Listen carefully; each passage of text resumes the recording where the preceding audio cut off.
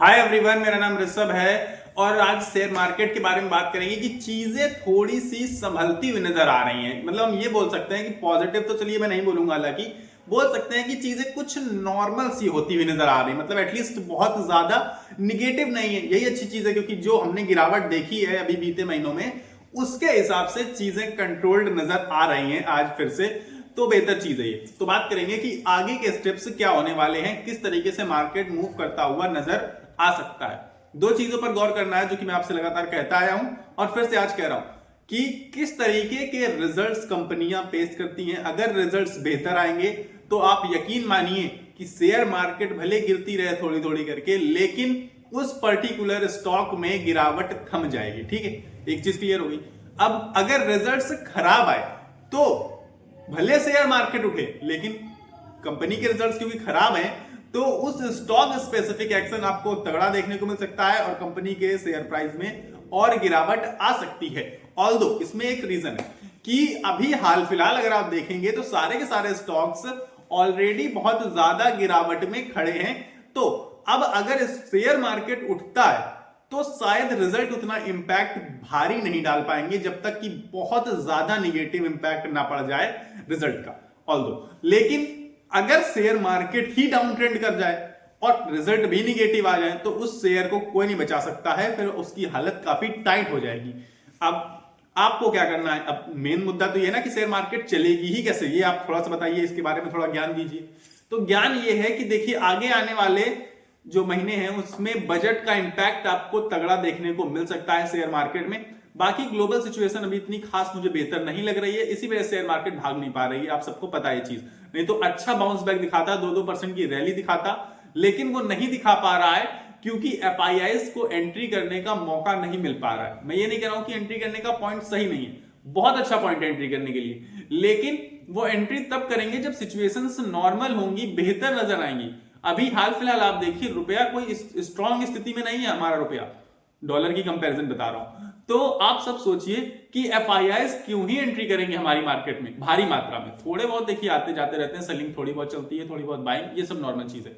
जब तक heavy quantity में बाइंग या फिर हैवी क्वांटिटी में सेलिंग नहीं होगी तब तक शेयर मार्केट पर कोई बड़ा एक्शन देखने को नहीं मिल सकता, ना ही बहुत बड़ा निगेटिव इंपैक्ट, ना ही बहुत बड़ा पॉजिटिव इंपैक्ट। ठीक है, पर बजट पर काफी चीजें डिपेंड करती हैं कि एफआईआईज कितनी मात्रा में वापस खरीदारी करेंगे या फिर बिकवाली करेंगे।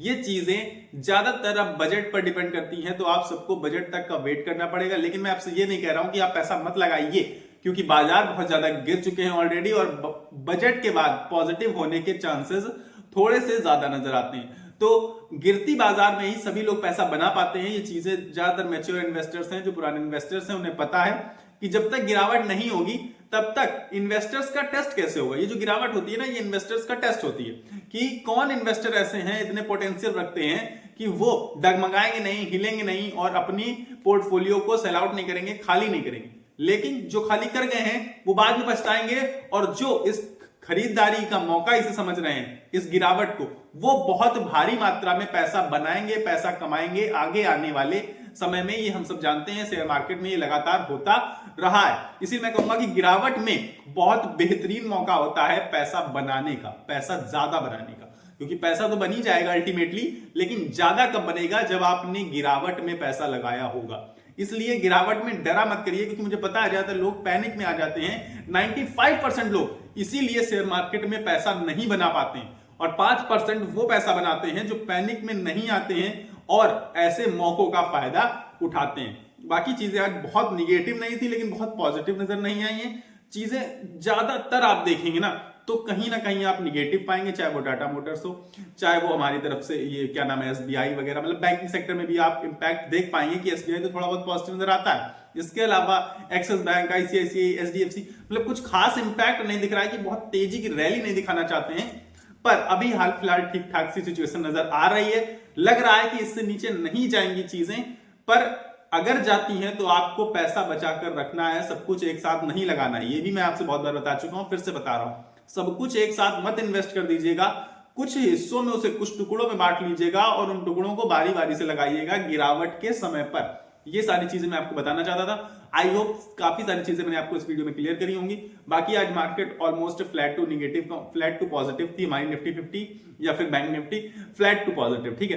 तो इसलिए कुछ आपको ज्यादा एक्साइटेड होने की जरूरत नहीं है, लेकिन हाँ खरीदारी के मौके आपको ढूंढते रहने चाहिए क्योंकि बाजार ऑलरेडी बहुत ज्यादा गिर चुका है, ठीक है। तो ये चीजें आपको मैं क्लियर करना चाहता था, आई होप मैंने क्लियर कर दी होंगी काफी सारी चीजें। अगर नहीं हुई है अभी तक तो आपको कमेंट सेक्शन में कमेंट करना है, जो भी चीजें आप जानना चाहते हैं आपको जाननी है, मैं उस पर पर्टिकुलर वीडियो बना सकता हूं, पर्टिकुलर आपको उसका जवाब दे सकता हूं, ठीक है। फिलहाल मेरे पास इस वीडियो में इतना ही है। अगर आपको वीडियो पसंद आए तो वीडियो को लाइक कर देना, चैनल को सब्सक्राइब करके मेरे साथ जुड़ जाइएगा। मिलेंगे अगले वीडियो में, तब तक के लिए आपको अपनी सेहत का ख्याल रखना है। स्वस्थ रहिए, मस्त रहिए, नमस्कार, धन्यवाद।